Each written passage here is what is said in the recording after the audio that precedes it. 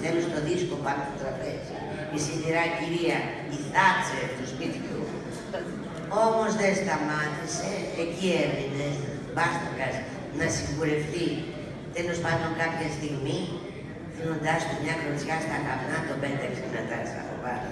Ναι, αγόρι μου, είναι η γνωστή γυναική άμυνα αυτό. Ας μην τα είχατε τόσο το καμιλάκι. Δεν φταίω εγώ.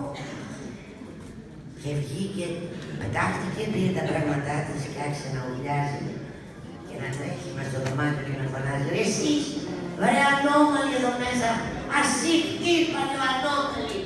Από πίσω της έλεγε γυμνός ο Αγγέλος και το κατάρτημα, φωνάζοντας «Στάσου ρε αγάπη μου, η μητέρα μου είναι, δεν είναι κακιά, εγώ υπερβολική με τη φροντίδα της εμένα είναι, θα δεις, θα τον αγαπήσεις, Νατάσα, μην τρέχεις, είσαι γυμνή, Νατάσα, είσαι γυμνή».